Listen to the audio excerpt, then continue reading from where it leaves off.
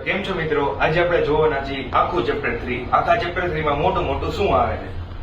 તો કે પહેલા છે કયું ઇક્વેશન? તો કે યુનિક ઓર વન સોલ્યુશન, જેમાં એક જ સોલ્યુશન હોય. કેવી લાઈન જોઈએ એમાં? તો કે ઇન્ટરસેક્ટિંગ, એક જ વાર મળતી હોય. દેખાય અહીંયા એક જ વાર મળે. એને કઈ લાઈન કહેવાય? જેને આન્સર આવતો હોય, જે લાઈનમાં આન્સર આવતો હોય એને કન્સિસ્ટન્ટ લાઈન કહેવાય.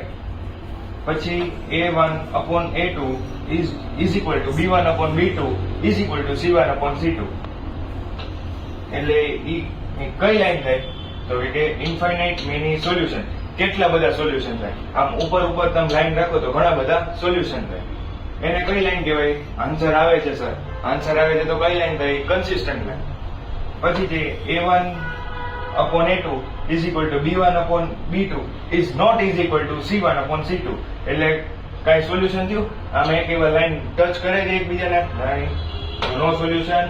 તો હવે આન્સર તો ન થતો સર, તો હવે શું થશે આમાં? કન્સિસ્ટન્ટ, ઇનકન્સિસ્ટન્ટ? કન્સિસ્ટન્ટ. ના, ઇનકન્સિસ્ટન્ટ. આન્સર તો આવતો નથી.